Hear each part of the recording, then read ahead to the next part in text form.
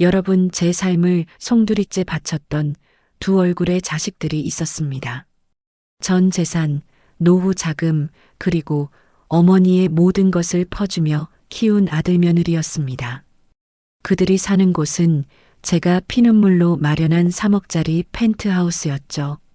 저는 곰팡이 냄새 나는 낡은 전세방에서 살면서도 그들에게는 왕궁 같은 집을 선물했습니다. 그런데 어느 날 제가 낡은 집 화장실에서 넘어져 고관절이 산산이 부서져 병원에 실려갔을 때 그 아들놈이 의사 앞에서 뭐라고 했는지 아십니까? 엄마 수술비 200만 원 너무 아까워. 그냥 집에 가서 뼈 붙을 때까지 기다리면 안 돼? 그 돈이 어디 쉬운 줄 알아? 포르쉐를 타고 명품으로 온몸을 치장하고 펜트하우스에서 호화 파티를 열던 그들이 고작 200만 원 때문에 피를 토하는 저를 버렸습니다. 그 말을 듣는 순간 제 심장이 찢어지는 고통보다 더한 배신감이 저를 덮쳤습니다.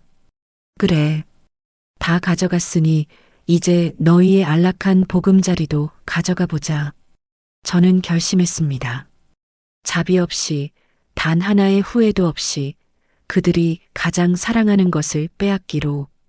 과연 그 뒤에 며느리가 무릎 꿇고 피눈물을 흘리며 애원한 충격적인 사건은 무엇이었을까요? 제 이름은 박정혜, 올해 69입니다. 지금 이 순간 제가 여러분께 들려드릴 이야기는 한 평범한 어머니가 어떻게 인생의 모든 것을 자식에게 바치고도 결국 200만 원의 가치조차 인정받지 못했는지에 대한 처참한 기록입니다. 모든 것은 남편이 세상을 떠난 그날부터 시작되었습니다. 제 나이 45, 아들 성우의 나이는 고작 22이었죠. 대학교 3학년이었던 아들은 아버지의 죽음 앞에서 망연자실했고 저는 눈물을 닦을 겨를도 없이 생계를 책임져야 했습니다. 남편이 남긴 건 고작 1,000만 원이 채 안 되는 예금 통장과 낡은 빌라 전세금 5천만 원이 전부였습니다. 성우야, 엄마가 뭐든 할게. 너는 학교만 다녀. 아빠 없다고 기죽지 말고 당당하게 살아. 그날부터 저는 새벽 4시에 눈을 떴습니다. 새벽 시장 생선 좌판. 그곳이 제 전쟁터가 되었습니다. 영하의 날씨에도 얼음장 같은 생선을 맨손으로 다뤘습니다. 손끝은 금세 갈라지고 피가 배어 나왔지만 장갑을 끼면 손놀림이 둔해져서 장사가 안 됐습니다. 그래서 저는 맨손으로 새벽부터 저녁까지 생선 비린내를 온몸에 두르고 살았습니다. 겨울철 고등어, 봄철 도미, 여름철 갈치, 가을철 전어. 계절마다 달라지는 생선의 종류만큼이나 제 삶도 변했습니다.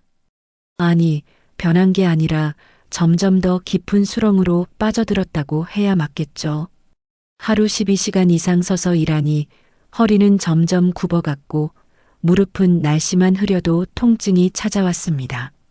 하지만 병원 갈 시간도 병원비 쓸 여유도 없었습니다. 모든 돈은 오직 한 곳으로 향했습니다. 바로 제 아들 성우에게로. 엄마, 나 동아리 회비 내야 해. 30만 원만.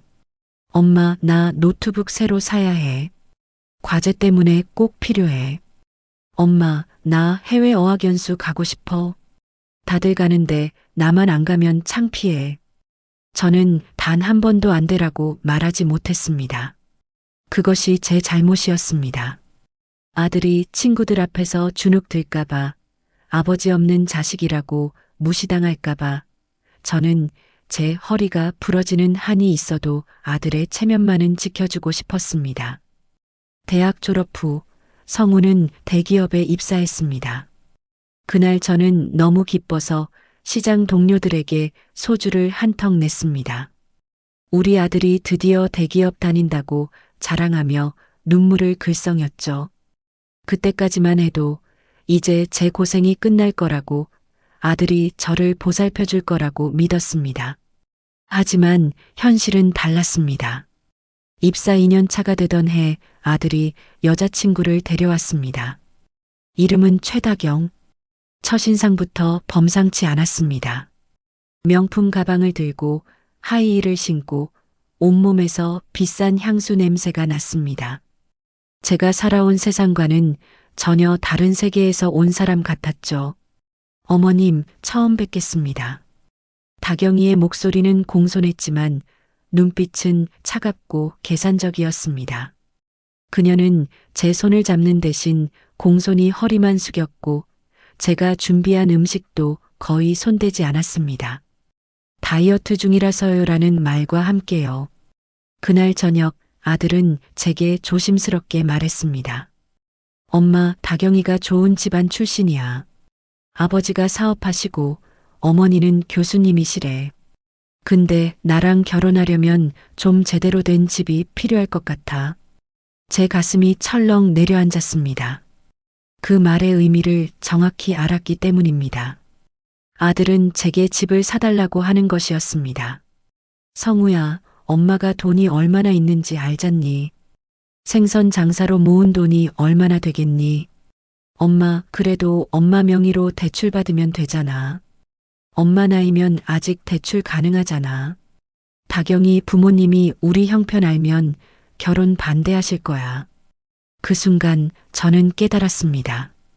제 아들은 이미 제가 아는 그 순수한 아이가 아니라는 것을요. 하지만 그럼에도 불구하고 저는 거절하지 못했습니다. 왜냐하면 그것이 제 마지막 의무라고 생각했으니까요. 아들을 좋은 사람과 결혼시켜주는 것, 그것이 어머니로서 제가 할 수 있는 마지막 헌신이라고 믿었습니다. 그날부터 저는 본격적으로 돈을 모으기 시작했습니다. 아니, 모은다기보다는 쥐어짰다는 표현이 맞겠네요.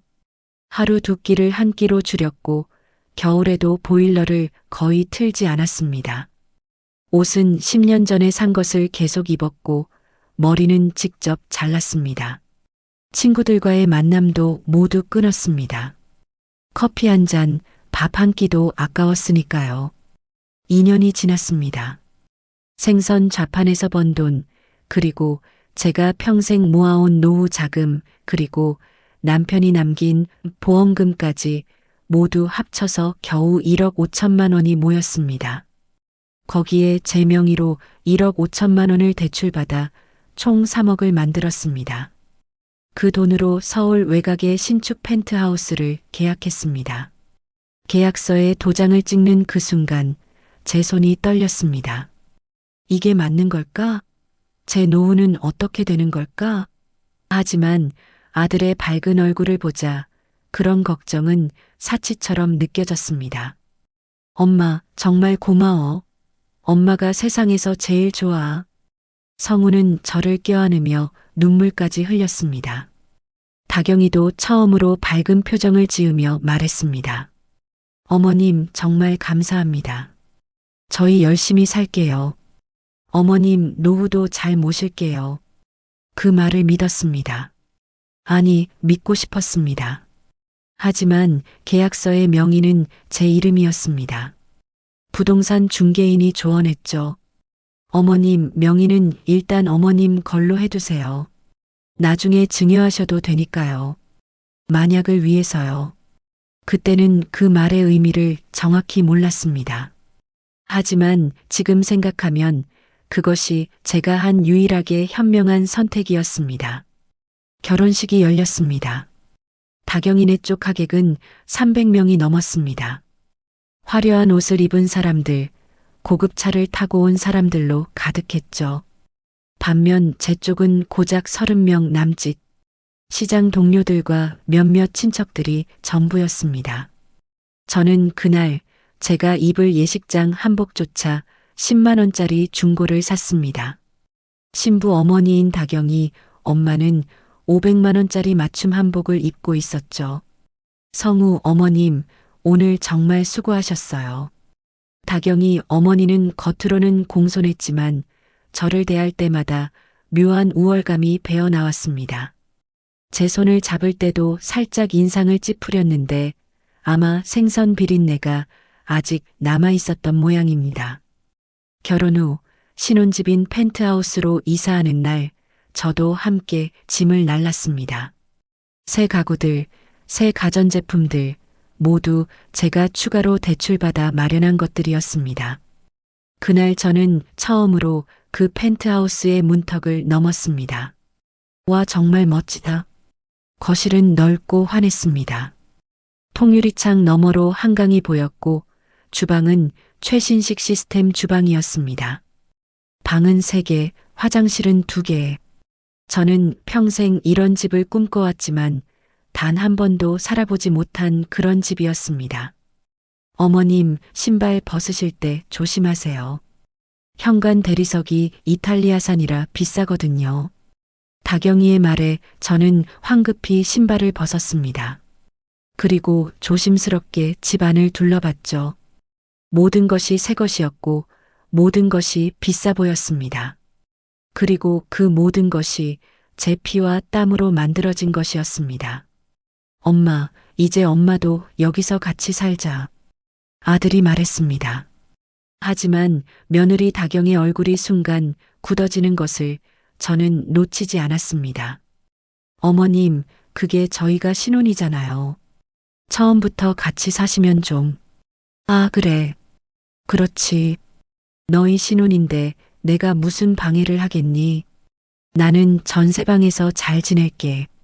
저는 웃으며 말했지만 가슴 한구석이 서늘했습니다. 제 이름으로 된 집인데 제가 발을 들여놓을 수 없다니. 하지만 며느리 눈치가 보였습니다. 아들이 행복하게 사는 게 중요했으니까요. 그날 이후 저는 단 한 번도 그 펜트하우스에서 자보지 못했습니다. 가끔 음식을 해서 가져다 주거나 청소를 도와주러 갈 뿐이었습니다. 그마저도 며느리의 눈치를 봐가며 말이죠. 시간이 지나면서 상황은 점점 더 나빠졌습니다. 처음에는 한 달에 한두 번씩 찾아뵙곤 했는데 어느 순간부터 며느리가 노골적으로 불편한 기색을 보이기 시작했습니다. 어머님 오실 때 미리 연락 좀 주세요. 저희도 스케줄이 있잖아요. 어머님이 만드신 음식은 감사한데 저희 요즘 다이어트 중이라 잘 못 먹어요. 어머님, 청소는 저희가 할게요. 어머님 허리도 안 좋으신데. 겉으로는 공손한 말이었지만 그 속에 담긴 의미는 명확했습니다. 오지 마세요. 필요 없어요. 방해하지 마세요. 더 충격적인 것은 아들도 점점 며느리 편을 들기 시작했다는 겁니다. 엄마, 다경이 말도 일리가 있어. 엄마가 너무 자주 오시면 우리도 불편해. 엄마 음식은 좋은데 솔직히 우리 입맛이랑은 안 맞아. 요즘은 다들 웰빙 음식 먹잖아. 제가 평생 끓여온 사골국, 제가 정성껏 담근 김치가 입맛에 안 맞는 음식이 되어버렸습니다. 제가 밤새워 준비한 밑반찬들이 웰빙이 아닌 음식이 되어버렸습니다. 그래도 저는 계속 찾아갔습니다.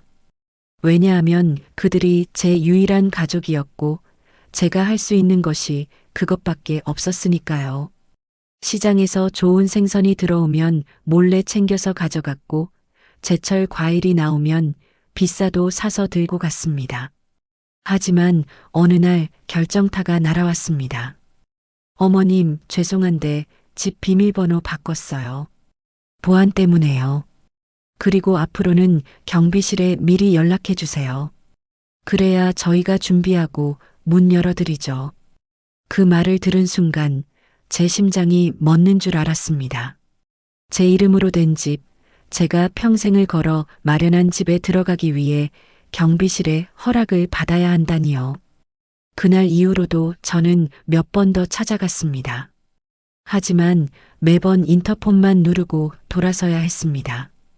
어머님, 오늘 손님 오기로 했어요. 어머님, 저희 지금 바빠요. 어머님, 다음에 오세요. 저는 점점 그 집의 주인이 아닌 손님도 아닌 그저 성가신 존재가 되어갔습니다. 그러던 어느 날 제가 펜트하우스 앞에 음식을 들고 갔을 때의 일입니다. 며느리는 문을 아예 열어주지도 않고 인터폰으로만 말했습니다. 어머님, 정말 죄송한데요. 음식 냄새가 복도에 배면 이웃들이 싫어해요. 그냥 경비실에 맡기고 가주세요. 나중에 제가 내려가서 가져올게요. 그 말을 듣는 순간 저는 제가 한없이 초라해졌습니다. 제 음식이 냄새나는 것이 되었고 제가 이웃들에게 피해를 주는 존재가 되었습니다. 저는 그날 경비실에 음식을 맡기고 터덜터덜 집으로 돌아왔습니다. 곰팡이 냄새 나는 지하 전세방으로요. 그리고 그날 밤 혼자 소주를 마시며 울었습니다. 내가 뭘 잘못한 걸까? 내가 너무 많이 준 걸까? 아니면 너무 적게 준 걸까? 하지만 답은 없었습니다. 그저 빈 소주병만 늘어갈 뿐이었죠. 그렇게 1년이 더 지났습니다. 그 사이 저는 아들 부부를 거의 보지 못했습니다. 명절에도 제 생일에도 그들은 바쁘다는 핑계로 오지 않았습니다. 대신 가끔 카카오톡으로 엄마 건강하시죠? 라는 짧은 메시지만 보냈습니다. 그런데 이상한 일이 생겼습니다. 펜트하우스 관리비가 제 계좌에서 자동이체되고 있었던 겁니다. 한 달에 35만 원. 처음에는 실수인 줄 알았습니다. 성우야, 관리비가 엄마 통장에서 나가던데? 아, 그거 엄마 명의 집이니까 엄마가 내야 되는 거 아니에요? 저희 돈 없어요. 그 말을 듣는 순간 저는 아무 말도 할 수 없었습니다. 제 명의로 된 집이지만 살 수도 없고 거기다 관리비까지 내야 한다니요. 근데 엄마, 저희 다음 달에 차 바꾸려고 하는데 500만 원만 빌려주실 수 있어요? 다음 보너스 받으면 바로 갚을게요. 저는 그 돈을 빌려줬습니다. 하지만 그 돈은 결코 돌아오지 않았습니다. 그리고 또 다시 시간이 흘렀습니다. 저는 이제 69이 되었고 몸은 점점 더 안 좋아졌습니다. 허리 통증은 날로 심해졌고 무릎은 계단을 오를 때마다 비명을 질렀습니다. 손가락은 관절염으로 구부러지지도 않았습니다. 의사는 말했습니다. 어머님, 이제 그만 일하셔야 해요. 이러다가 큰일 나요. 하지만 일을 그만둘 수 없었습니다. 제 노후 자금은 이미 펜트하우스와 아들에게 다 주었고 남은 건 매달 생선을 팔아버는 돈밖에 없었으니까요. 그렇게 악착같이 일하며 하루하루를 버티던 어느 날 운명의 그날이 찾아왔습니다. 전세방 화장실에서 미끄러진 것이죠. 그리고 그것이 제 인생을 완전히 뒤바꾼 사건의 시작이었습니다. 그날은 아들 성우의 31번째 생일이었습니다. 저는 새벽 3시에 일어나 아들이 어릴 적부터 가장 좋아하던 사골국을 끓이기 시작했습니다. 사골을 고아내는 데만 꼬박 12시간이 걸렸죠. 뽀얗게 우러난 국물에 파와 후추를 넣고 소금으로 간을 맞추었습니다. 그리고 며느리 다경이가 좋아한다고 했던 파김치도 새로 담갔습니다. 파가 아삭아삭 씹히도록 정성껏 양념을 버무렸죠. 오후 3시 저는 무거운 보온 도시락에 음식을 담아 펜트하우스로 향했습니다. 지하철을 2번 갈아타고 버스를 한 번 더 타야 하는 먼 길이었습니다. 허리가 아파서 중간중간 쉬어가며 걸었죠. 하지만 아들 생일인데 이 정도 고생은 아무것도 아니라고 스스로를 다독였습니다. 펜트하우스 현관 앞에 도착했을 때는 오후 5시가 조금 넘은 시각이었습니다. 저는 익숙하게 비밀번호를 눌렀습니다. 1-2-3-4 아들의 생일을 딴 번호였죠. 삑삑삑. 틀린 비밀번호입니다. 기계음이 차갑게 울렸습니다. 저는 당황해서 다시 눌렀습니다. 1-2-3-4 분명 이 번호가 맞았는데 삑삑삑. 틀린 비밀번호입니다. 손이 떨렸습니다.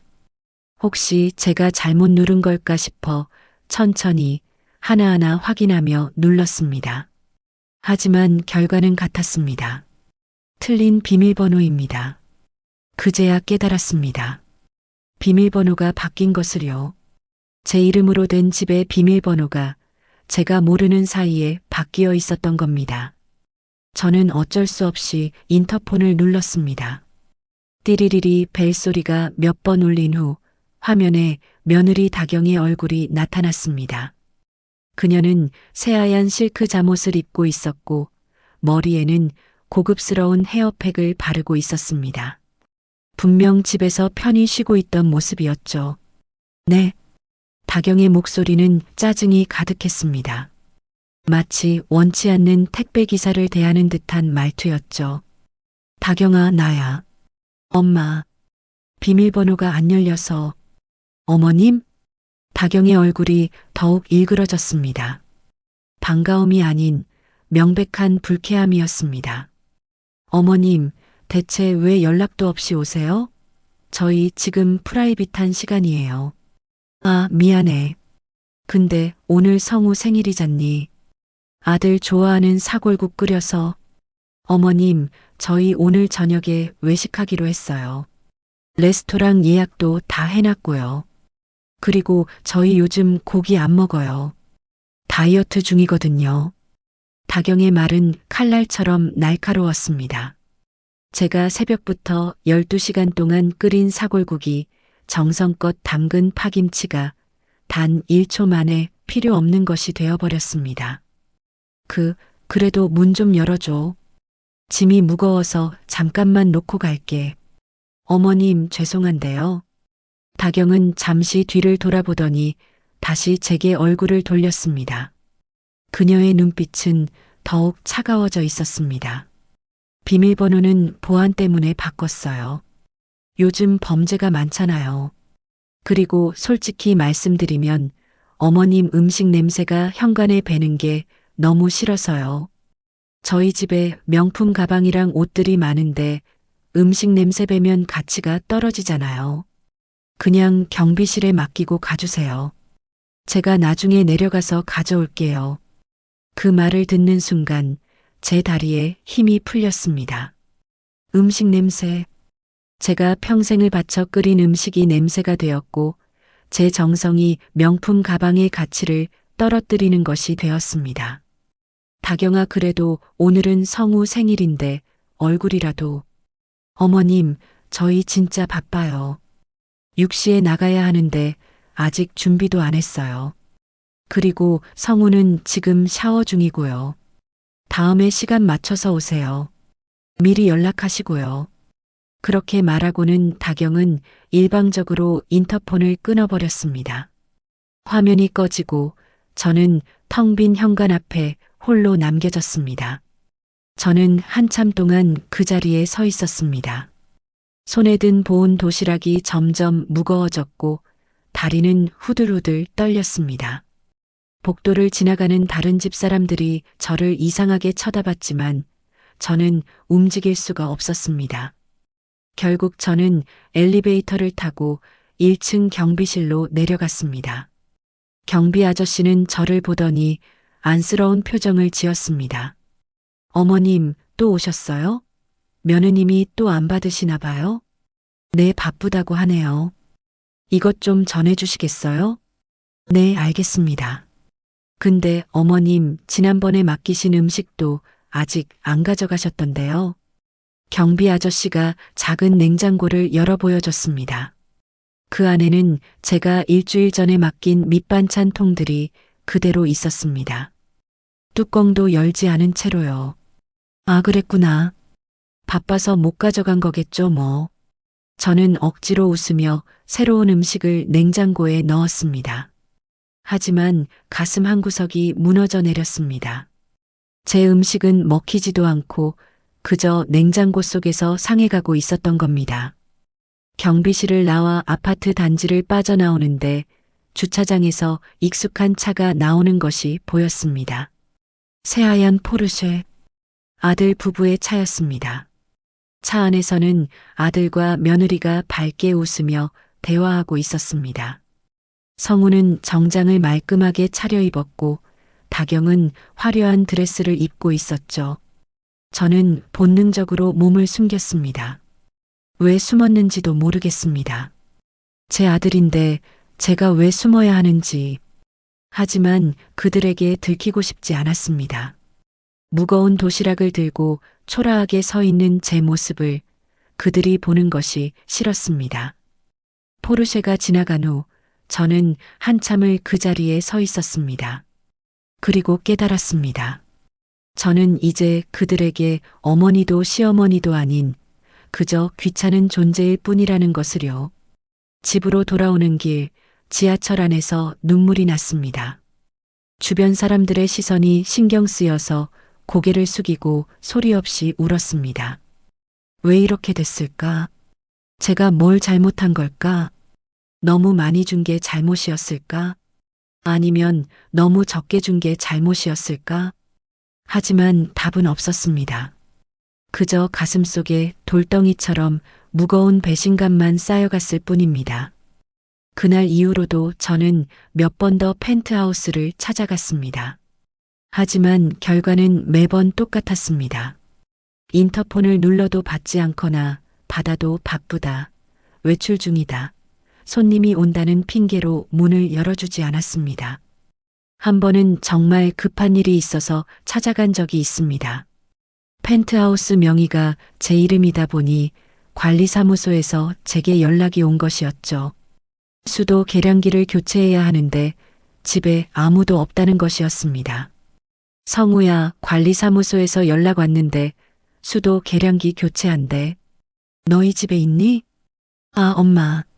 저희 지금 제주도 여행 중이에요. 3박 4일로요. 그럼 집 비밀번호 좀 알려줘. 내가 가서 문 열어줄게. 엄마, 그게 다경이가 싫어할 것 같은데요. 집에 사람 들어오는 거.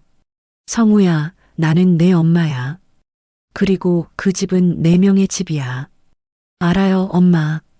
근데 다경이 기분이 안 좋아지면 저도 힘들어요.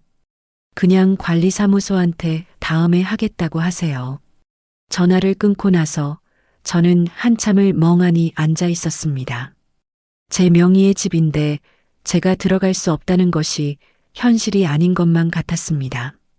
결국 관리사무소에 사정을 말하고 다음 주로 일정을 미뤘습니다. 그리고 그 과정에서 관리사무소 직원이 무심코 던진 말 한마디가 제 가슴을 후벼 팠습니다.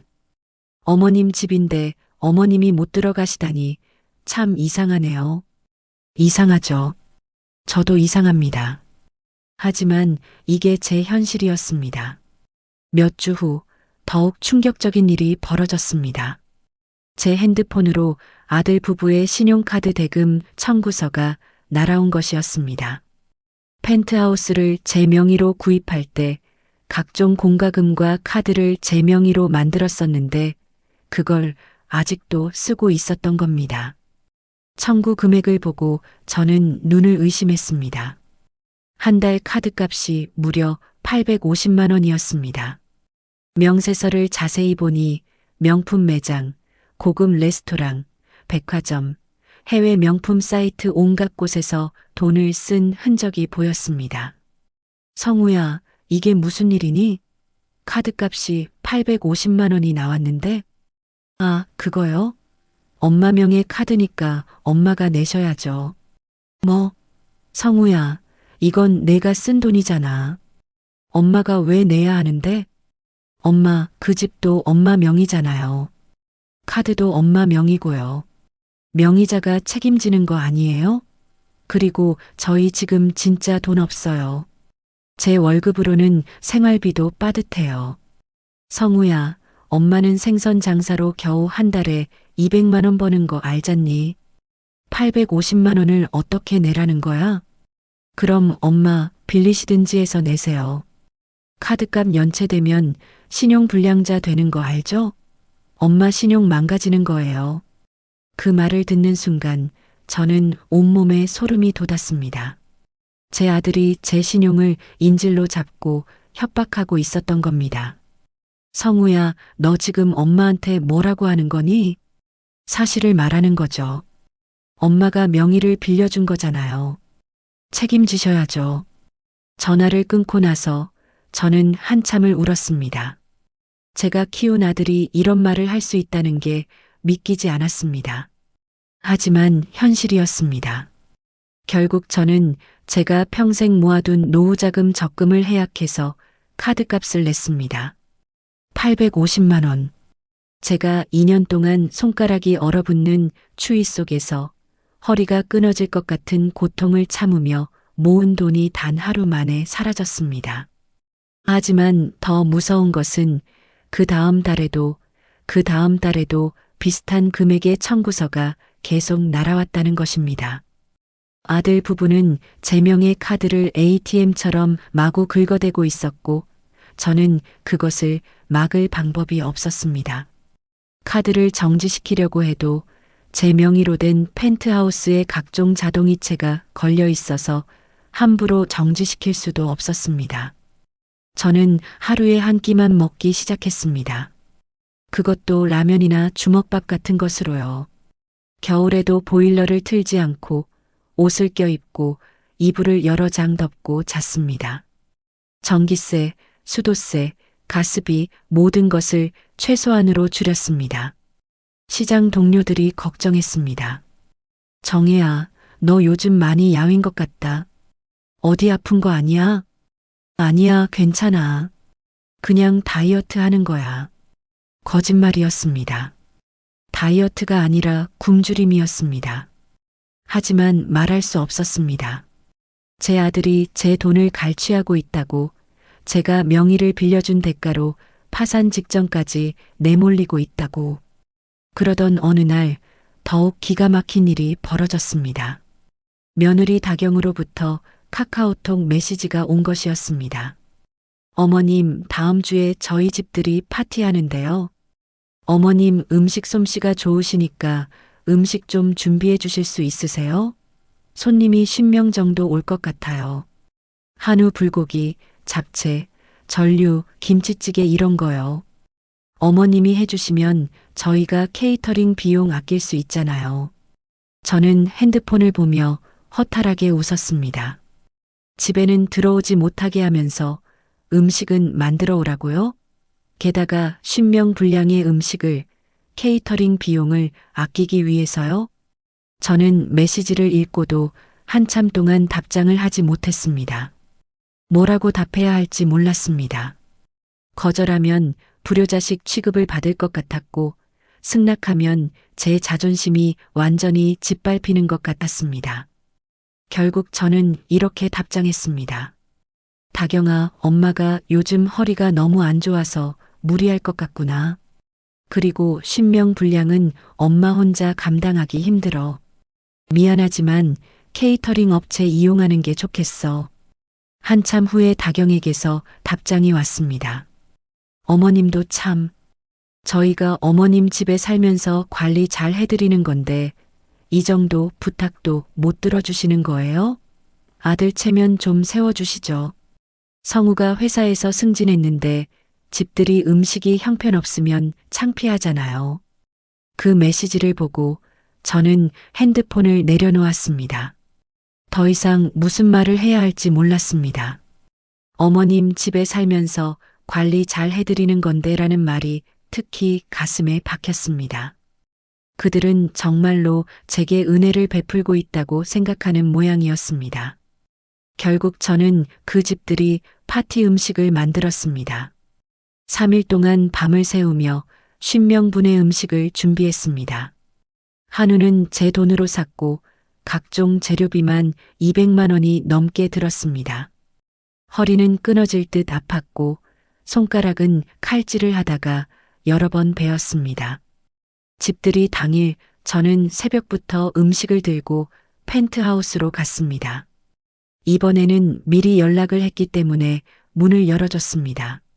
하지만 반가운 얼굴로 맞아준 것이 아니라 마치 배달 음식을 받는 것처럼 무심하게 음식만 받았습니다.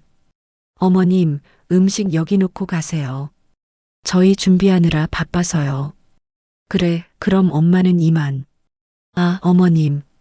그리고 오늘 파티에는 안 오셔도 돼요. 저희 회사 사람들이랑 친구들만 오거든요. 어머님 오시면 좀 어색할 것 같아서요. 그 말을 듣는 순간 저는 할 말을 잃었습니다. 3일 밤을 새워 만든 음식으로 파티를 하는데 정작 저는 초대받지 못한 것이었습니다. 제 명의의 집에서 열리는 파티에, 제가 만든 음식으로 하는 파티에 저는 들어갈 수 없었습니다. 알았어. 그럼 맛있게 먹어라. 저는 그렇게 말하고 돌아섰습니다. 엘리베이터를 타고 내려오는데 눈물이 났습니다. 하지만 이제는 눈물도 나오지 않았습니다. 그저 텅 빈 가슴에 차가운 바람만 스쳐 지나갈 뿐이었습니다. 1층에 내려와 아파트 밖으로 나오는데 화려하게 차려입은 사람들이 펜트하우스로 향하는 것이 보였습니다. 비싼 옷을 입고 비싼 선물을 들고 웃으며 이야기하는 사람들.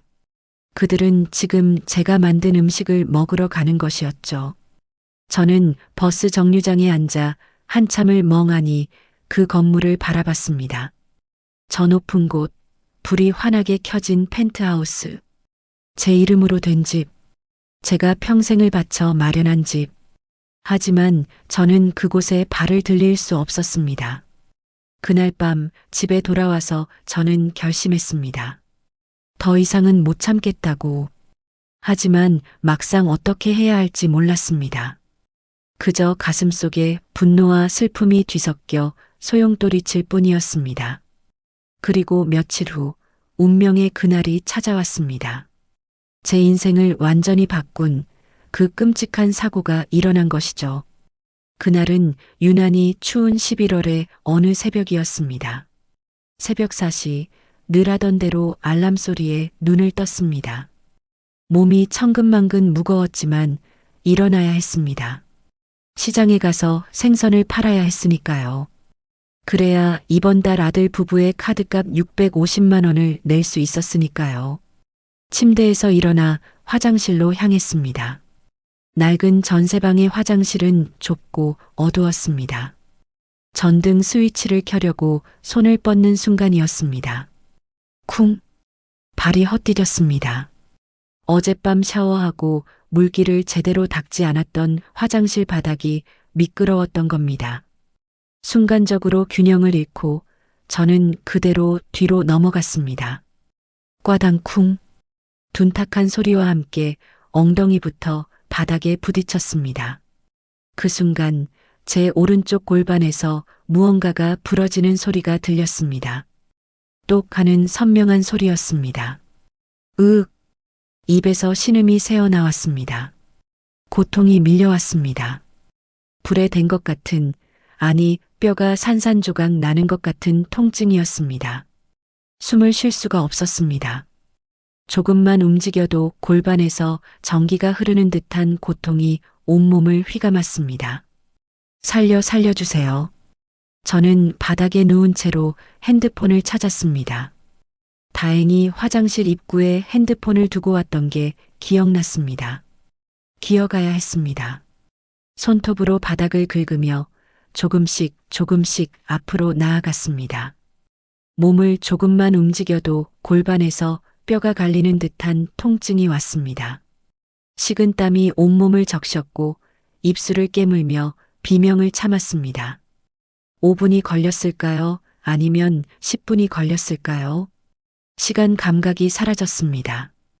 오직 고통만이 존재했습니다. 겨우 핸드폰에 손이 닿았습니다. 떨리는 손으로 119를 눌렀습니다. 119입니다. 무슨 일이십니까? 저 넘어졌어요. 골반이 부러진 것 같아요. 움직일 수가 없어요. 네, 침착하세요. 지금 계신 주소가 어떻게 되시죠? 주소를 말하는 것조차 힘들었습니다. 통증 때문에 말이 제대로 나오지 않았습니다. 하지만 겨우겨우 주소를 알려줬고 구급대원이 곧 도착할 거라는 말을 들었습니다. 그리고 저는 아들에게 전화를 걸었습니다. 새벽 5시였지만 어쩔 수 없었습니다. 저는 지금 도움이 필요했습니다. 여보세요? 아들의 목소리는 잠에서 덜 깬 듯 흐릿했습니다. 성우야, 엄마가 화장실에서 넘어져서 골반이 부러진 것 같아 119 불렀는데 병원에 와줄 수 있니? 뭐, 지금 몇 시인데 엄마 진짜 심각한 거예요? 저 내일 중요한 회의 있어서 일찍 출근해야 하는데. 그 말을 듣는 순간 가슴이 먹먹해졌습니다.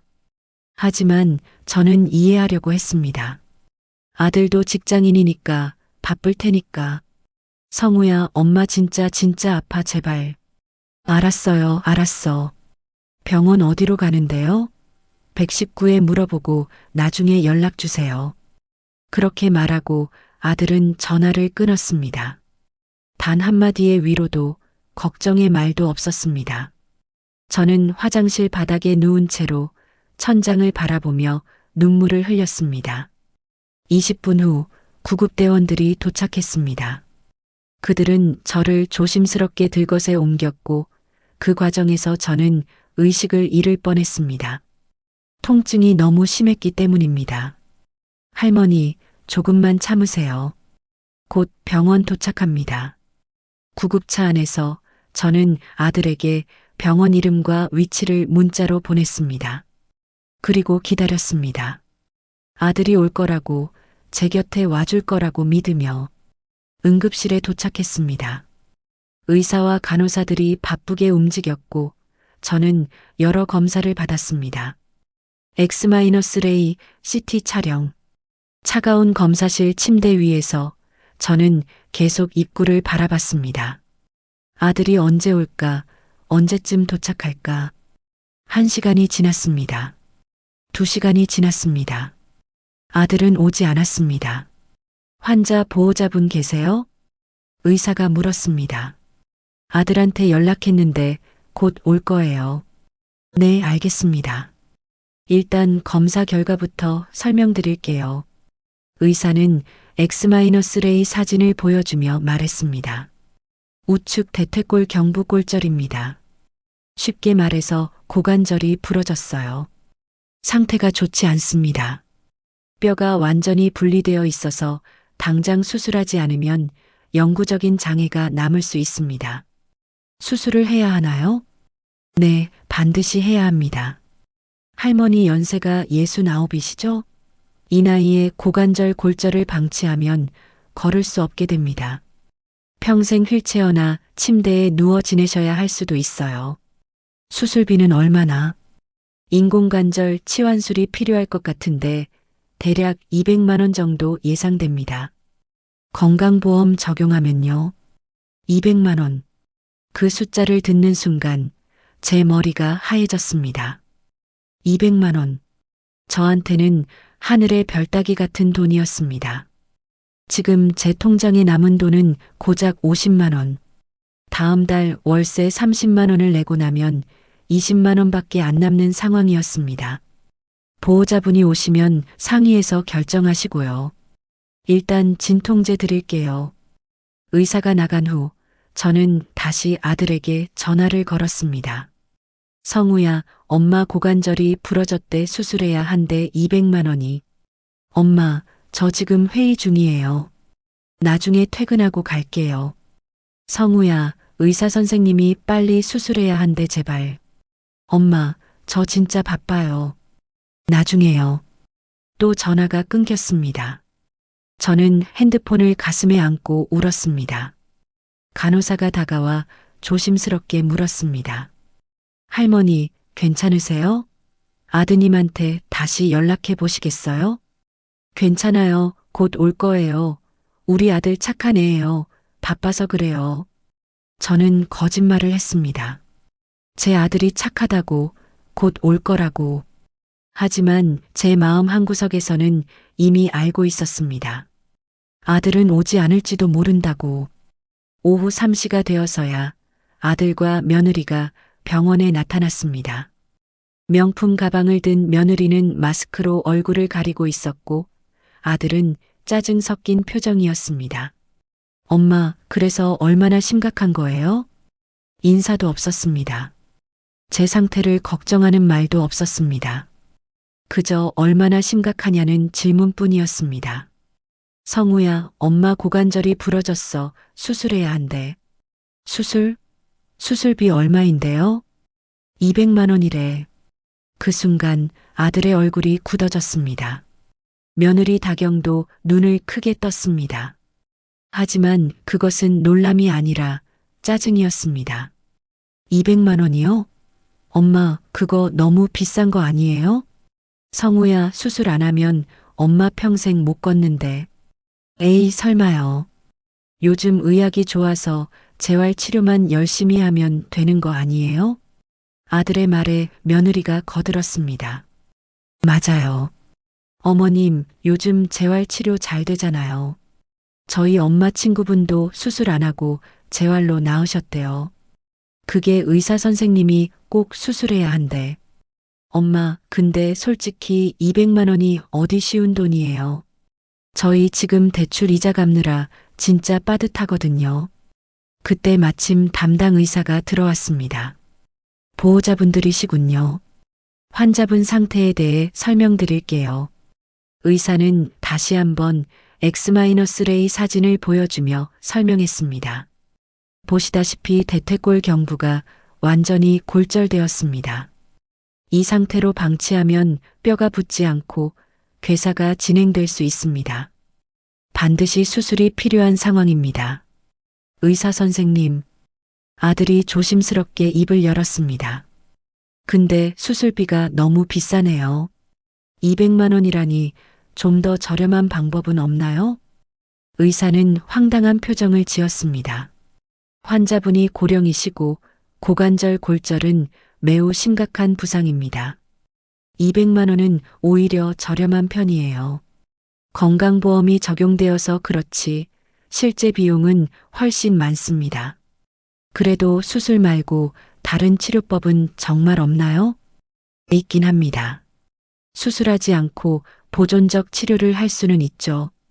하지만 그 경우 환자분은 평생 침대에 누워 계셔야 할 겁니다.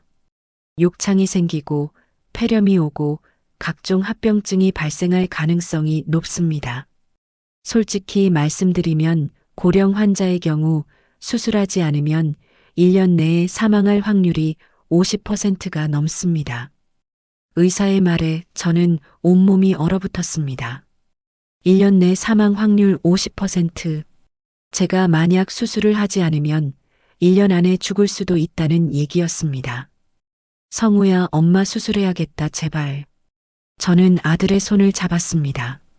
하지만 아들은 제 손을 뿌리치며 말했습니다. 엄마, 근데 진짜 200만 원이 어디서 나와요? 저희도 지금 카드값 갚느라 힘든데. 성우야, 그 카드값은 다 내가 쓴 돈이잖아. 엄마가 대신 갚아줬잖아. 그게 엄마 명의 카드니까 엄마가 갚은 거잖아요. 그걸 왜 저한테 따져요? 며느리 다경이 팔짱을 끼며 말했습니다. 어머님, 솔직히 저희가 어머님께 얼마나 많은 걸 드렸는데요. 3억짜리 집도 살고 있잖아요. 그 집 관리비도 저희가 내고 관리비는 내 통장에서 나가잖니. 어쨌든요. 그리고 어머님, 저희가 그 집에 살면서 집값 올려드린 것도 생각하세요. 그 집 지금 시세가 3억 5천까지 올랐다고요. 저희 덕분이에요. 저는 믿을 수 없었습니다. 며느리는 지금 제가 죽을 위기에 처해 있는데 집값 이야기를 하고 있었습니다. 의사가 난처한 표정으로 말했습니다. 보호자분들, 환자분이 듣고 계시는데 이런 이야기는. 의사 선생님, 죄송한데요. 아들이 의사를 향해 말했습니다. 수술 안 하고 그냥 집에서 쉬면 안 되나요? 뼈가 붙을 때까지 기다리는 거죠. 시간이 오래 걸려도 괜찮아요. 200만 원은 진짜 큰 돈이거든요. 의사는 한숨을 쉬며 말했습니다. 말씀드렸다시피 수술하지 않으면 환자분은 평생 걷지 못합니다. 그리고 고령이시기 때문에 각종 합병증으로 사망할 위험이 매우 높습니다. 200만 원이 아깝다고 어머니의 생명을 포기하시는 건가요? 생명을 포기하는 게 아니라 다른 방법을 찾는 거죠. 그때 며느리가 핸드폰을 보며 말했습니다. 오빠, 우리 6시에 레스토랑 예약했잖아. 이거 취소하기 아까운데 1인당 15만 원짜리야. 아, 맞다. 엄마, 저희 오늘 약속이 있어서요. 일단 집에 가서 상의해보고 내일 다시 올게요. 성우야, 의사 선생님이 빨리 수술해야 한대 오늘 당장. 엄마, 하루 이틀 차이로 큰일 나겠어요? 내일 오면 되죠. 성우야, 저는 소리쳤습니다. 하지만 아들과 며느리는 이미 밖으로 나가고 있었습니다. 내일 올게요, 엄마. 푹 쉬세요.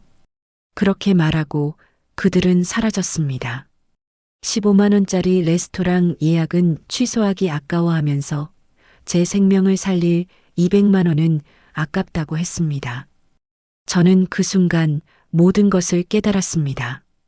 제 아들은 저를 사랑하지 않는다는 것을, 며느리는 처음부터 저를 인간으로 보지 않았다는 것을, 저는 그들에게 그저 돈을 주는 ATM 기계였을 뿐이라는 것을, 의사가 안타까운 눈빛으로 저를 바라봤습니다.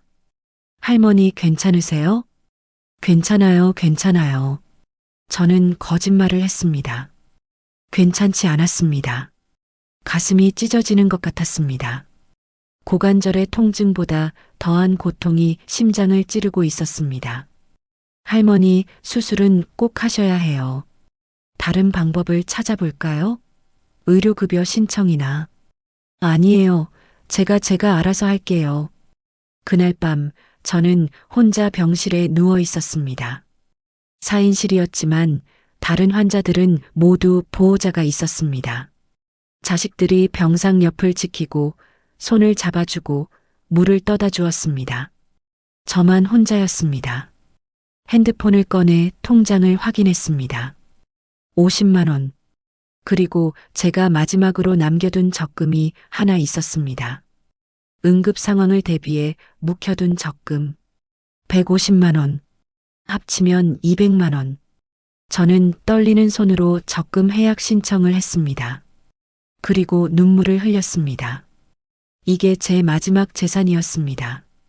이제 진짜 아무것도 남지 않았습니다. 새벽 3시 잠을 이룰 수 없어서 창밖을 바라봤습니다. 저 멀리 불빛이 보이는 곳에 제 아들이 살고 있을 것입니다. 3억짜리 펜트하우스에서 편안한 침대에 누워 포근하게 자고 있을 것입니다. 그들은 제 고통을 알까요? 아니, 알고 싶어 할까요? 그 순간 제 마음속에서 무언가가 끊어지는 소리가 들렸습니다. 평생 동안 아들을 향해 뻗어 있던 보이지 않는 끈, 어머니의 사랑이라는 이름의 끈이 뚝 하고 끊어진 것입니다. 그래, 이제 됐어. 이제 정말 끝이야. 저는 작게 중얼거렸습니다. 그리고 결심했습니다. 수술을 받고 다시 일어서고 그들에게 정확히 보여주겠다고. 200만 원이 얼마나 소중한 돈인지, 그리고 그들이 저에게서 빼앗은 것이 무엇인지. 다음 날 아침 아들에게 전화가 왔습니다. 엄마, 저희 상의해 봤는데요. 수술비는 저희가 못 드릴 것 같아요. 대신 집에 모셔다 드릴게요. 저희 집 작은 방에서 쉬시면서 재활하세요. 됐다. 네, 됐다고 했어. 너희 도움 필요 없어. 엄마가 알아서 할게. 엄마, 왜 이러세요? 저희가 집까지 제공하겠다는데. 그 집은 내 집이야.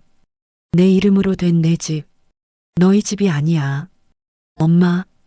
그리고 성우야, 마지막으로 한 가지만 물을게. 너는 정말 200만 원이 없니? 정말? 전화 너머로 침묵이 흘렀습니다. 그리고 아들이 말했습니다. 있긴 한데요. 그게 저희 여행 자금이거든요. 다음 달에 유럽 가기로 했는데. 그 말을 듣는 순간 저는 웃음이 나왔습니다.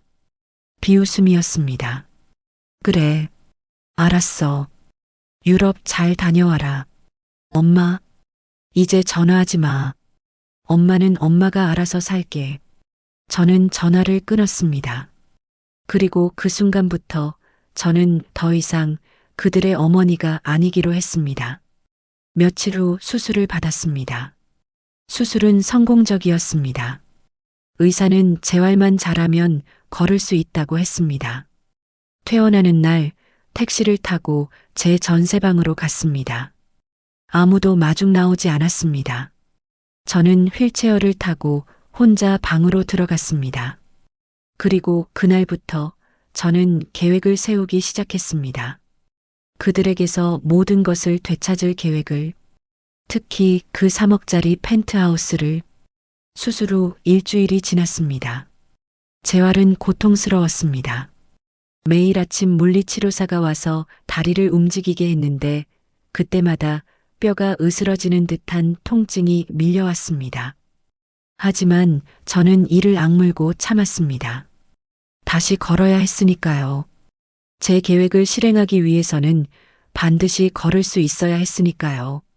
아들에게서는 단 한 통의 전화도 오지 않았습니다. 문자 하나 없었습니다.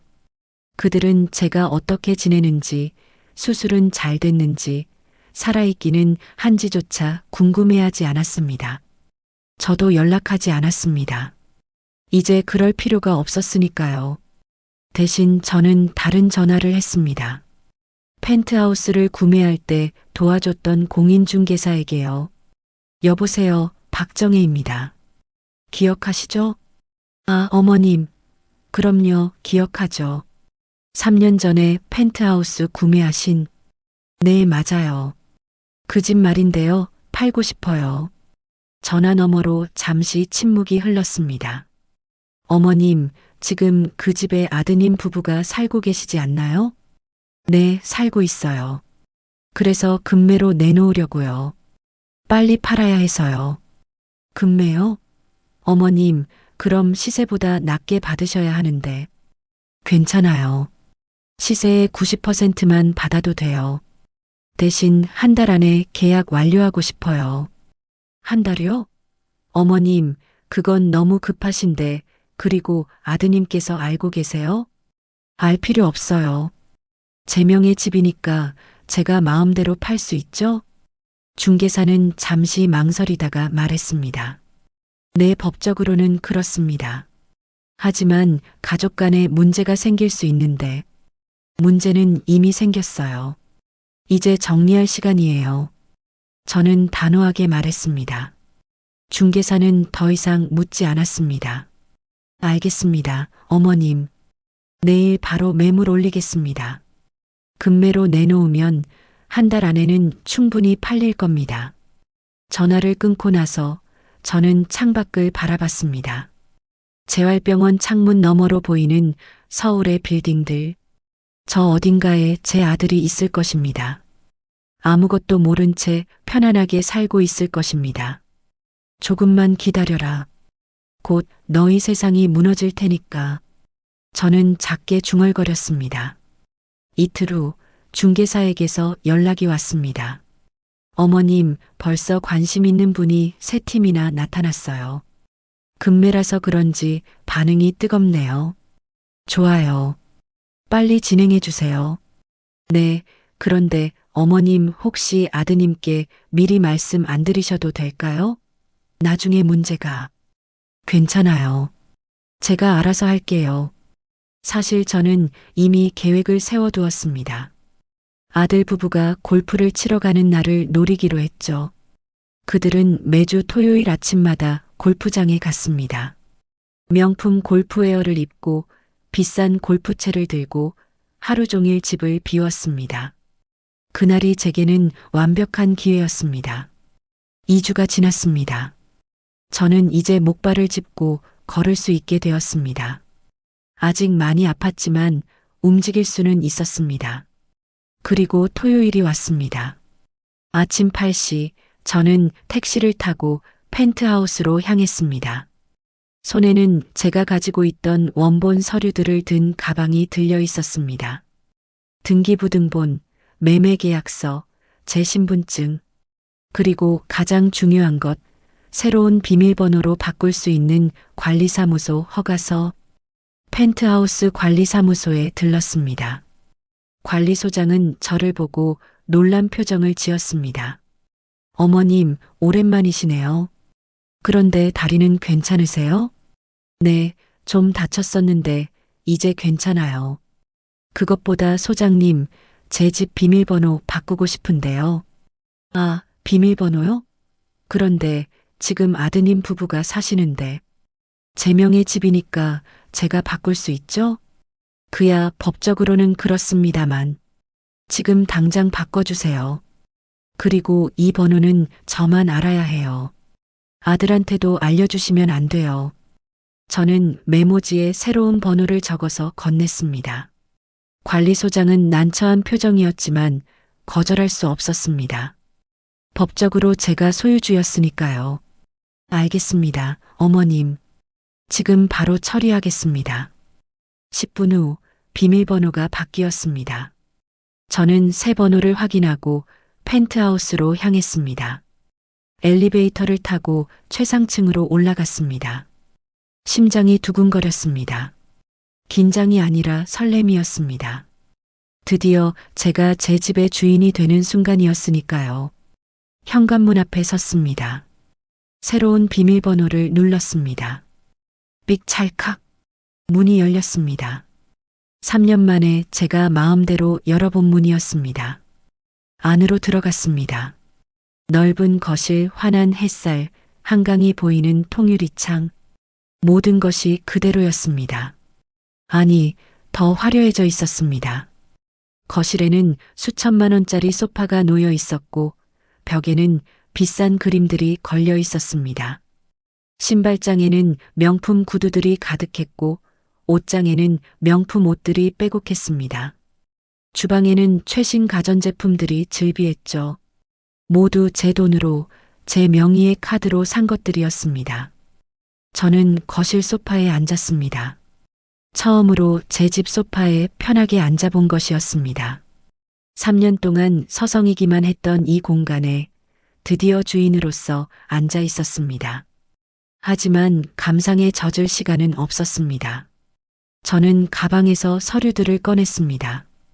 그리고 거실 테이블 위에 차곡차곡 쌓아놓았습니다. 등기부등본, 매매계약서, 그리고 가장 위에는 새로운 서류 한 장을 올려놓았습니다. 부동산 매매계약서 마이너스 매도인 박정혜. 바로 3일 전에 계약이 완료된 서류였습니다.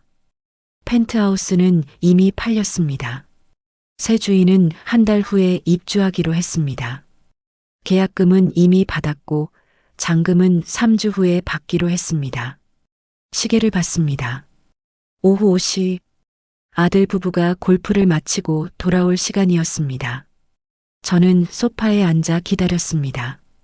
목발을 옆에 세워두고 등을 곧게 펴고 그들이 올 때까지 기다렸습니다. 오후 6시 30분 현관문에서 비밀번호를 누르는 소리가 들렸습니다. 삑삑삑 틀린 비밀번호입니다. 당황한 목소리가 들렸습니다. 이상한데. 다시 눌러봐. 삑삑삑 틀린 비밀번호입니다. 야, 진짜 이상한데? 비밀번호 또 바뀐 거야?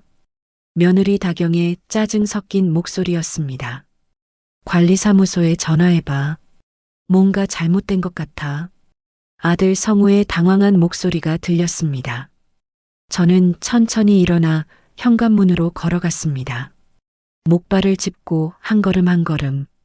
문 앞에 서서 인터폰 버튼을 눌렀습니다. 화면에 제 얼굴이 나타나자 현관 밖에 두 사람은 얼어붙었습니다. 엄마. 아들의 목소리가 떨렸습니다. 어머님? 거기 왜 계세요? 며느리의 목소리는 경계심으로 가득했습니다.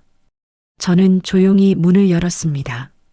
목발을 짚고 서 있는 제 모습을 보고 두 사람은 더욱 당황했습니다. 엄마, 다리는 괜찮아요? 그보다 여기 어떻게 들어온 거예요?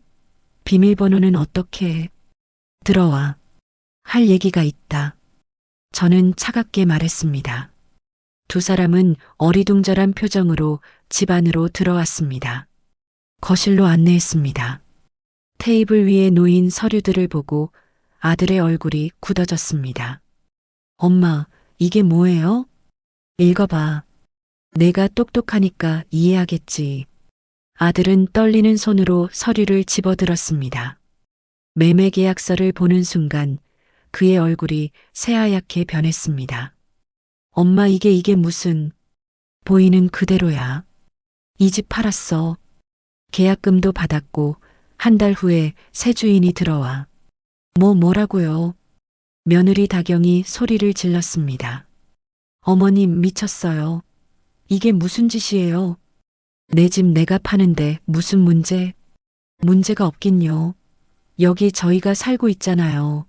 저희한테 한마디 상의도 없이 어떻게 이럴 수가 있어요? 저는 소파에 천천히 앉으며 말했습니다. 상해? 너희가 나한테 뭘 상의했니? 비밀번호 바꿀 때, 4명의 카드로 수천만 원 쓸 때, 내가 200만 원 수술비가 없어서 죽을 뻔했을 때, 아들이 허둥지둥 다가왔습니다. 엄마, 그건 저희가 잠깐 어려워서 그런 거고, 나중에 다 갚으려고 했어요. 나중에? 3년 동안 나중에만 기다렸어. 이제 나중은 없어. 엄마, 제발 이 집만은 안 돼요. 이 집은 저희 인생이에요. 이 집 때문에 결혼했고, 이 집 때문에 회사에서도 인정받고, 이 집이 저희 정체성이라고요. 저는 아들을 차갑게 바라봤습니다. 내 정체성이 집이었구나. 엄마는 아니었고. 엄마, 성우야, 너 기억하니? 엄마가 추운 겨울날 동상 걸린 손으로 생선 팔 때, 너 따뜻한 학교에서 공부했잖아.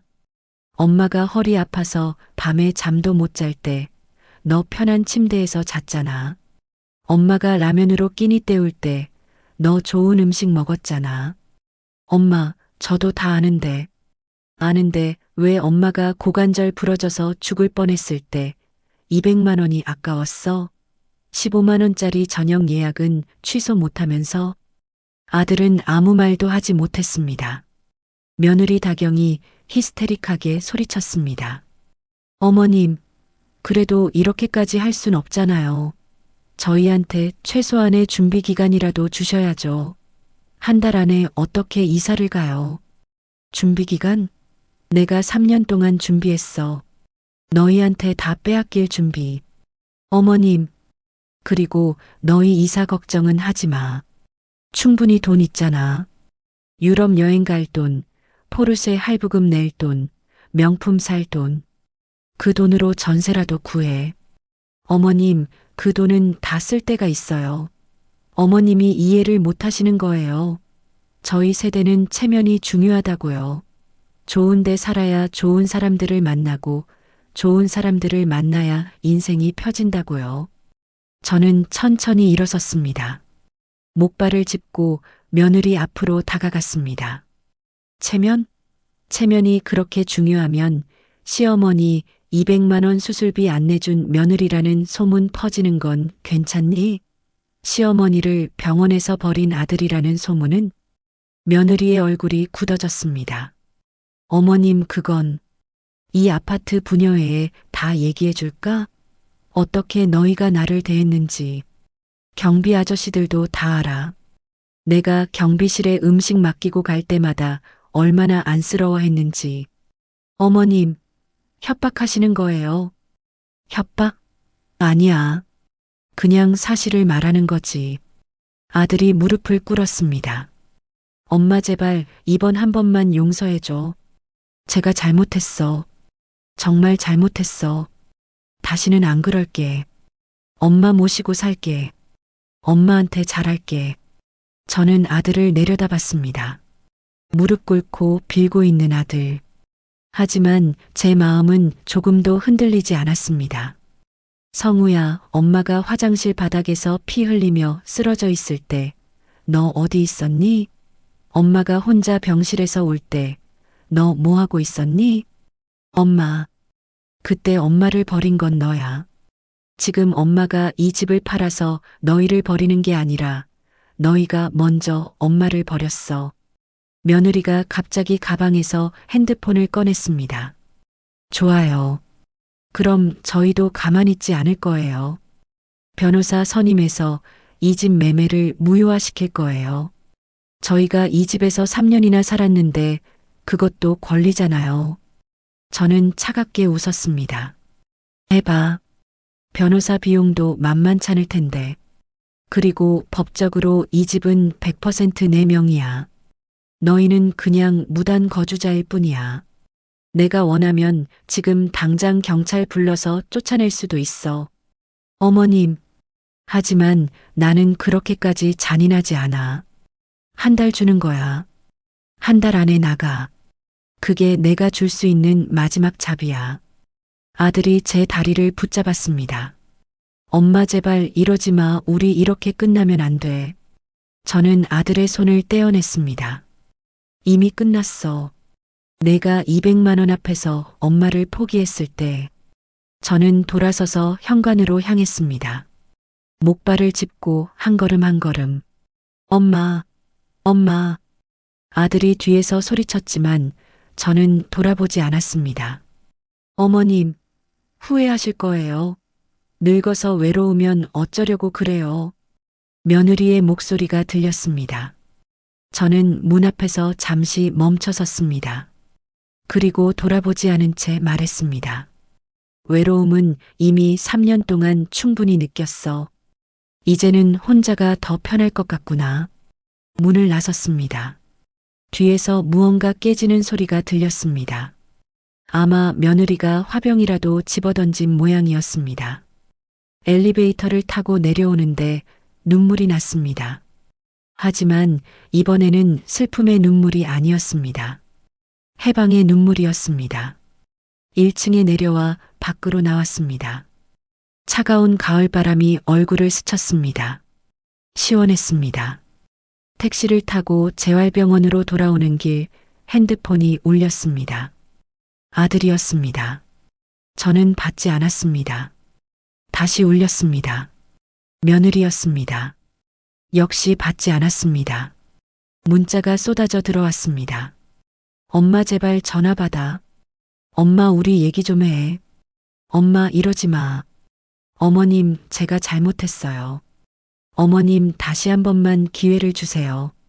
저는 모든 문자를 읽고 핸드폰을 가방에 넣었습니다. 그리고 창밖을 바라봤습니다. 이제 시작이야. 저는 작게 중얼거렸습니다. 다음 날 아들이 재활병원으로 찾아왔습니다. 눈이 퉁퉁 부어 있었습니다. 밤새 울었나 봅니다. 엄마 제발 다시 생각해줘. 제가 정말 잘못했어. 엄마한테 효도할게. 이번만 용서해줘. 성우야, 이제 그만해. 결정은 끝났어. 엄마, 그럼 집값이라도 나눠줘. 그 집 원래 3억인데 3억 5천에 팔았잖아. 5천만 원이라도 저희한테. 그 말을 듣는 순간 저는 허탈하게 웃었습니다. 너 지금 뭐라고 했니? 아니 그게 저희도 그 집에 투자했잖아요. 관리비도 내고. 관리비는 내 통장에서 나갔어. 그리고 내가 4명의 카드로 쓴 돈만 해도 2천만 원이 넘어. 오히려 내가 나한테 빚진 거야. 엄마, 나가줄래? 이제 너 볼 얼굴이 없어. 아들은 더 이상 아무 말도 하지 못하고 돌아섰습니다. 그날 이후로 아들 부부는 더 이상 연락하지 않았습니다. 저도 마찬가지였습니다. 한 달 후 펜트하우스 잔금이 들어왔습니다. 총 3억 2천만 원. 중개 수수료와 세금을 제하고 3억이 제 통장에 입금되었습니다. 그 돈으로 저는 조용한 동네에 작은 단독주택을 샀습니다. 마당이 있는 집이었습니다. 햇볕이 잘 들고 공기가 좋았습니다. 이사하는 날 짐은 별로 없었습니다. 제가 가진 게 거의 없었으니까요. 하지만 마음은 가벼웠습니다. 새집 거실에 앉아 창밖의 작은 정원을 바라봤습니다. 거기에 꽃이라도 심어야겠다고 생각했습니다. 그리고 깨달았습니다. 이제야 제 삶이 시작되는 거라고. 누군가의 엄마가 아닌, 누군가의 시어머니가 아닌, 오직 박정혜로서의 삶이. 새 집으로 이사한 첫날 밤, 저는 제대로 잠을 이루지 못했습니다. 낯선 집, 낯선 소리, 낯선 공기. 하지만 불안해서가 아니었습니다. 오히려 너무 편안해서, 너무 조용해서 이게 현실인지 꿈인지 구분이 안 됐기 때문입니다. 새벽 5시 평소 습관대로 눈이 떠졌습니다. 시장에 가야 한다는 생각에 몸이 먼저 반응한 것이죠. 하지만 이제는 가지 않아도 됐습니다. 아니, 갈 수도 없었습니다. 제 다리는 아직 완전히 회복되지 않았고 무엇보다 이제 생선을 팔 필요가 없었습니다.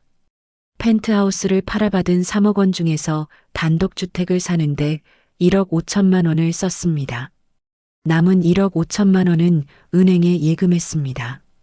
이자만으로도 한 달에 40만 원 정도 나왔습니다. 제가 살기에는 충분한 돈이었습니다. 창문을 열었습니다.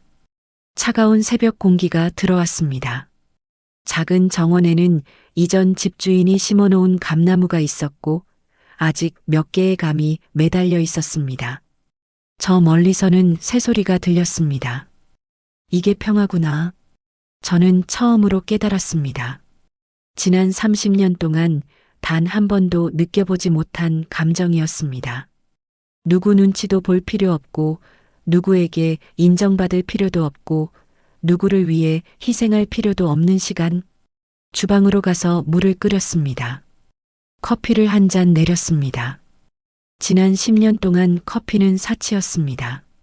한 잔에 4,000원이면 그 돈으로 라면 2개를 살 수 있었으니까요. 하지만 이제는 마실 수 있었습니다. 부담 없이, 죄책감 없이 커피를 들고 거실 창가에 앉았습니다. 해가 떠오르고 있었습니다. 붉은 아침 햇살이 정원을 비췄습니다. 아름다웠습니다. 언제 마지막으로 해 뜨는 걸 봤는지 기억도 나지 않았습니다. 늘 새벽 어둠 속에서 시장으로 향했고 해가 질 무렵에야 집으로 돌아왔으니까요. 첫 주는 무척 낯설었습니다. 아침에 일어나서 할 일이 없었습니다. 시장에 가지 않아도 되고 생선을 팔지 않아도 되고 누군가를 위해 음식을 만들지 않아도 됐습니다. 처음에는 허전했습니다. 제 인생이 텅 빈 것 같았습니다. 하지만 조금씩 천천히 저는 제 자신을 찾아가기 시작했습니다. 제일 먼저 한 일은 정원을 가꾸는 것이었습니다. 근처 화원에 가서 꽃 모종들을 샀습니다. 장미, 튤립, 수선화, 알록달록한 꽃들이었습니다. 무릎을 꿇고 앉아 흙을 파고 모종을 심었습니다. 고관절이 아직 완전히 낫지 않아서 조심스러웠지만 아프지 않았습니다. 오히려 기분이 좋았습니다. 할머니, 혼자 사세요? 옆집 아주머니가 담장 너머로 말을 걸었습니다. 50대 중반쯤 되어 보이는 인자한 인상의 분이었습니다. 네, 혼자 살아요. 아이고, 그러시구나. 자식들은요? 순간 가슴이 철렁했습니다. 하지만 저는 담담하게 대답했습니다. 아들이 하나 있긴 한데 따로 살아요. 그렇구나. 외로우시겠어요. 우리 집에 한번 놀러 오세요. 제가 김치도 담그고 하는데 나눠드릴게요. 고맙습니다. 옆집 아주머니는 정말로 며칠 후 김치 한 통을 들고 왔습니다. 그리고 그날부터 우리는 가끔 차를 마시며 이야기를 나누게 됐습니다. 할머니는 뭐 하시던 분이세요? 생선 장사했어요. 시장에서요. 아이고, 고생 많으셨겠네요. 이제 편히 쉬셔야죠. 네, 이제 좀 쉬려고요. 아주머니는 제 사정을 깊이 묻지 않았습니다. 그저 편안하게 대해줬습니다. 그게 고마웠습니다. 한 달이 지났습니다. 제 다리는 점점 나아졌습니다. 매일 아침 정원을 산책했고 오후에는 근처 공원을 천천히 걸었습니다. 처음에는 목발을 짚었지만 2주 후부터는 지팡이만으로도 걸을 수 있게 됐습니다. 어느 날 공원 벤치에 앉아 쉬고 있는데 비슷한 또래의 할머니 2분이 옆에 앉았습니다. 날씨 참 좋네요. 한 분이 말을 걸었습니다. 네, 정말 좋네요. 여기 자주 오세요? 처음 뵙는 것 같은데. 최근에 이사 왔어요. 아, 그러시구나. 우리는 여기 산지 20년 됐어요. 이 동네 좋아요. 조용하고. 그렇게 시작된 대화는 1시간 넘게 이어졌습니다. 두 할머니는 매주 화요일과 목요일 오전에 공원에서 만나 운동을 한다고 했습니다. 할머니도 같이 하실래요? 우리 가벼운 스트레칭이랑 걷기 운동해요. 저도 괜찮을까요? 다리가 아직 완전히. 괜찮아요. 천천히 하면 되죠. 혼자 하는 것보다 같이 하면 더 재밌어요. 그날부터 저는 화요일과 목요일마다 공원에서 할머니들을 만났습니다. 처음에는 어색했지만 시간이 지날수록 편해졌습니다. 그분들은 제 과거를 묻지 않았고 저도 말하지 않았습니다. 그저 현재를, 오늘을 함께 나눴습니다. 2달이 지났습니다. 어느 날 밤 혼자 저녁을 먹고 있는데 핸드폰이 울렸습니다. 아들이었습니다. 펜트하우스를 판 이후 처음 걸려온 전화였습니다. 저는 한참을 핸드폰을 바라봤습니다. 받아야 할까 말아야 할까? 손이 떨렸습니다. 결국 저는 전화를 받았습니다. 여보세요. 엄마. 아들의 목소리는 지쳐 있었습니다. 엄마, 잘 지내세요? 응, 잘 지내. 침묵이 흘렀습니다. 길고 무거운 침묵이었습니다. 엄마 미안해요. 정말 정말 미안해요. 아들의 목소리가 떨렸습니다. 울고 있는 것 같았습니다. 엄마한테 너무 못했어요. 저도 이제야 깨달았어요. 제가 얼마나 끔찍한 짓을 했는지, 엄마가 얼마나 힘들었을지. 저는 아무 말도 하지 않았습니다. 그저 듣고만 있었습니다. 저희 지금 작은 투룸에 살아요. 전세금 5천만 원짜리. 출퇴근도 2시간 넘게 걸리고 집도 좁고 낡았어요. 다경이는 매일 저한테 화내요. 이 모든 게 제 잘못이라고. 그래. 엄마, 저 이제 알 것 같아요. 엄마가 얼마나 힘들었는지. 집이 이렇게 좁으니까, 돈이 이렇게 없으니까 매일 아침 일어나는 게 두려워요. 어떻게 살아야 할지 모르겠어요. 저는 작게 한숨을 쉬었습니다. 성우야. 네, 엄마. 그게 엄마가 30년 동안 느낀 거야. 매일 아침 눈 뜨는 게 두렵고 어떻게 살아야 할지 모르는 거. 그런데 엄마는 너 때문에 참았어. 내가 잘 살기를 바라면서. 엄마. 근데 너는 엄마가 죽어가는데도 200만 원이 아까웠잖아. 전화 너머로 흐느끼는 소리가 들렸습니다. 엄마, 저 정말 잘못했어요. 제발, 제발 한 번만 용서해 주세요. 저 이제 정신 차렸어요. 엄마한테 잘할게요. 정말로. 성우야. 네, 엄마. 엄마는 이미 용서했어. 네, 용서했어. 안 그랬으면 전화 받지도 않았어. 아들이 더 크게 울기 시작했습니다. 하지만 성우야, 용서한다고 해서 예전으로 돌아가는 건 아니야. 엄마는 이제 엄마 인생을 살 거야. 너도 내 인생을 살아. 엄마한테 의지하지 말고. 엄마. 그리고 성우야, 다경이한테 잘해. 내가 다경이를 선택한 거잖아. 그럼 끝까지 책임져야지. 네네, 엄마. 엄마는 이제 괜찮아. 걱정하지 마. 엄마도 이제 행복해. 엄마 사랑해요. 엄마도. 전화를 끊고 저는 한참을 창밖을 바라봤습니다. 가슴이 아팠습니다. 하지만 예전처럼 찢어지는 고통은 아니었습니다. 둔탁하지만 견딜 만한 아픔이었습니다. 그날 밤 저는 일기를 쓰기 시작했습니다.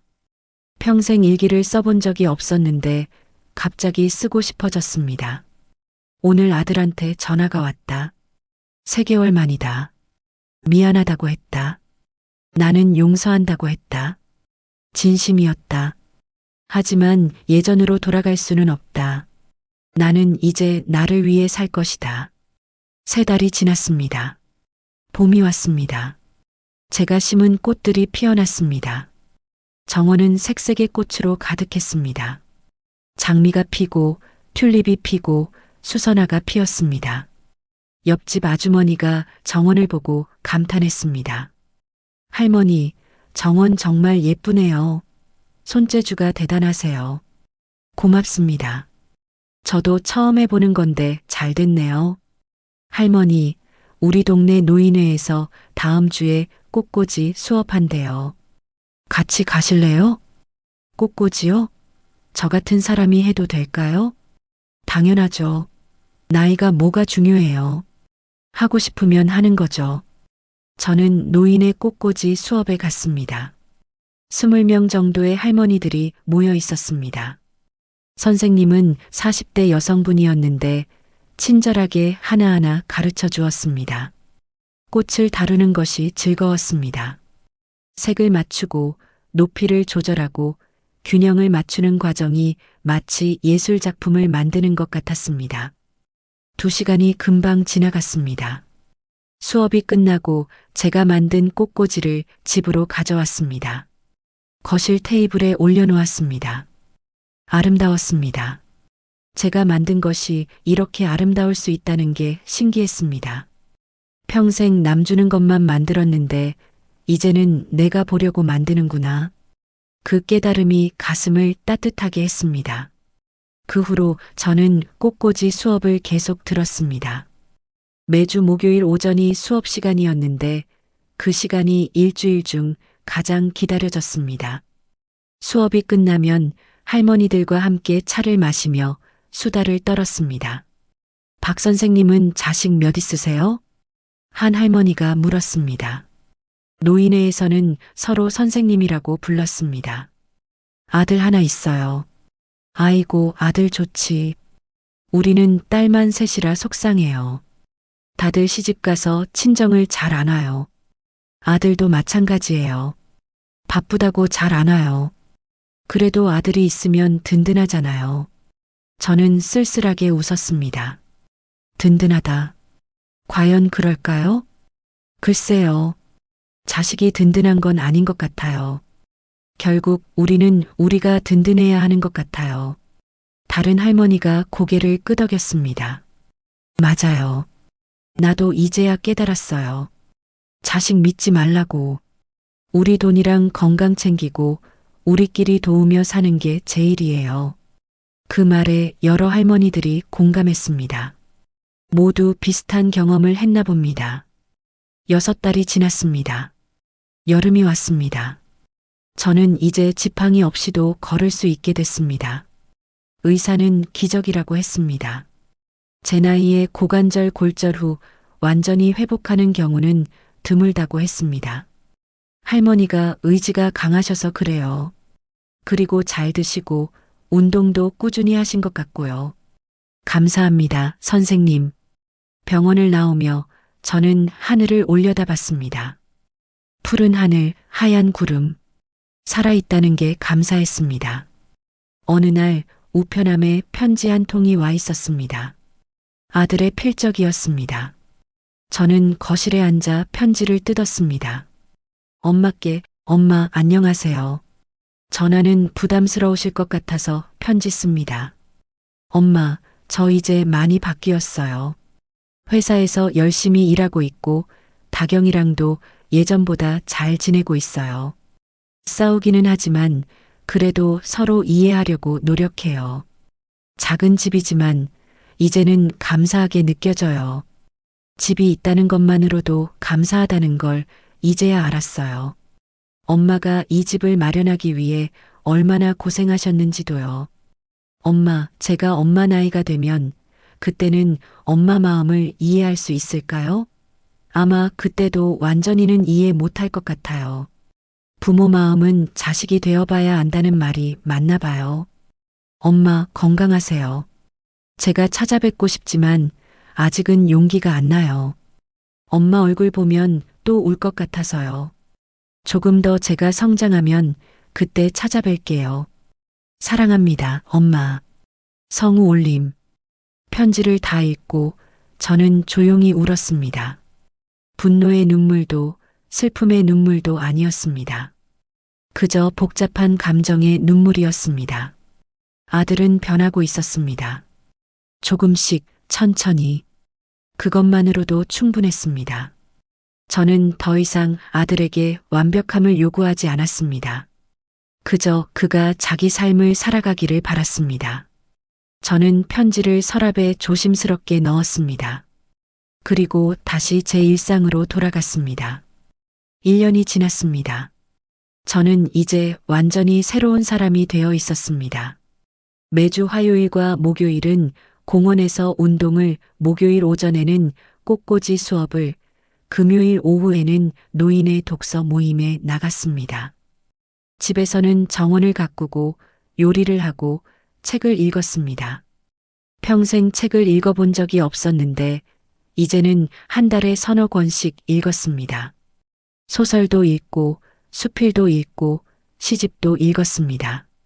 어느 날 밤 저녁을 먹고 거실에서 차를 마시는데 문득 깨달았습니다. 나 행복하구나. 이상했습니다. 아들도 없고 손자도 없고 화려한 집도 없고 많은 돈도 없는데 저는 행복했습니다. 아니, 그것들이 없기 때문에 행복한 것인지도 모릅니다. 노인의 독서 모임에서 읽은 책 중에 이런 구절이 있었습니다.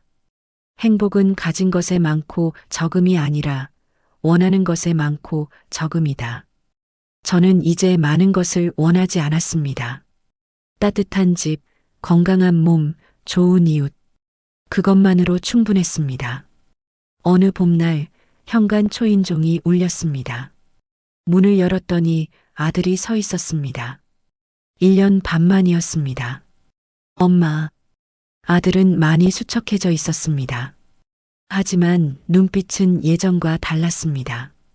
더 성숙하고 더 진지했습니다. 들어와. 저는 문을 열어줬습니다. 아들은 작은 거실을 둘러봤습니다. 엄마, 집 좋네요. 아늑하고. 그래, 나는 이 정도면 충분해. 정원도 예쁘고요. 엄마가 가꾸신 거예요? 응, 취미로 시작했는데 재밌더라. 아들과 저는 거실에 마주 앉았습니다. 어색한 침묵이 흘렀습니다. 엄마 건강하세요? 응, 이제 다 나았어. 걷는 것도 문제 없고. 다행이에요. 제가 그때 수술비라도 냈어야 했는데. 됐어. 이제 그 얘기는 하지 말자. 엄마. 아들의 눈에 눈물이 고였습니다. 엄마, 저 정말 미안해요. 저 이제야 깨달았어요. 엄마가 저한테 얼마나 많은 걸 희생하셨는지, 제가 얼마나 큰 죄를 지었는지. 성우야. 네, 엄마. 이제 죄책감 가지지 마. 그것도 너를 힘들게 할 뿐이야. 그냥 내 인생 잘 살아. 그게 엄마가 바라는 거야. 엄마. 그리고 성우야, 엄마한테 효도하고 싶으면 내 아내한테 잘해. 내 자식이 생기면 그 아이한테 잘해. 그게 엄마한테 하는 효도야. 아들이 고개를 끄덕였습니다. 우리는 그날 오후 내내 이야기를 나눴습니다. 예전처럼 불편하지 않았습니다. 적당한 거리를 두고 서로를 존중하며 대화했습니다. 아들이 돌아가기 전 현관에서 말했습니다. 엄마 가끔 찾아뵈도 될까요? 그래, 오고 싶을 때 와. 하지만 엄마도 바빠서 항상 있는 건 아니야. 아들이 웃었습니다. 진짜 웃음이었습니다. 엄마가 바쁘시다니 좋으시네요. 그래, 엄마도 이제 내 인생이 있어. 아들이 돌아간 후 저는 정원에 나가 꽃에 물을 주었습니다. 저녁 해가 정원을 붉게 물들이고 있었습니다. 이제 됐어. 이제 정말 괜찮아. 저는 작게 중얼거렸습니다. 그날 밤 저는 일기를 썼습니다. 오늘 아들이 다녀갔다. 많이 변해 있었다. 나도 변해 있었고, 우리는 이제 새로운 관계를 시작할 수 있을 것 같다. 부모와 자식이지만 각자의 인생을 사는 독립된 두 사람으로서 부모의 사랑은 바닥이 없는 줄 알았는데 자식의 사랑은 200만 원 앞에서 끝나는 얇은 종이와 같았다. 하지만 그것도 자식의 잘못이 아니다. 나의 기대가 잘못이었다. 이제 나는 나를 위해 산다. 누구의 엄마도 누구의 시어머니도 아닌 박정혜로서. 그리고 이것이 내가 평생 찾아 헤맨 진짜 평화다. 일기를 덮고 불을 껐습니다. 어둠 속에서 달빛이 커튼 사이로 들어왔습니다. 저는 편안하게 눈을 감았습니다.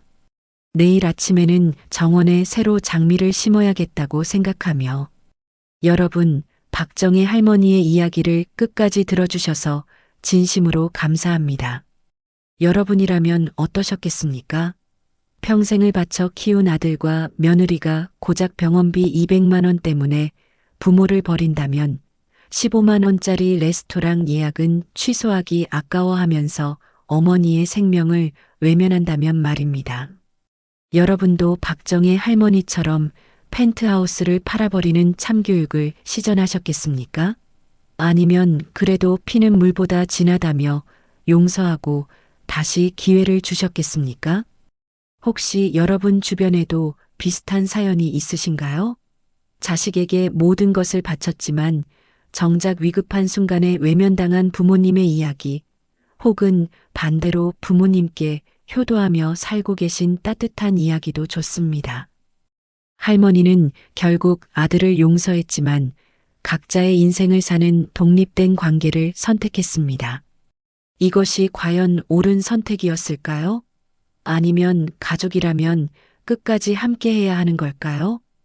여러분의 솔직한 생각과 따끔한 조언을 댓글로 남겨주세요. 구독과 좋아요는 할머니에게 큰 힘이 됩니다.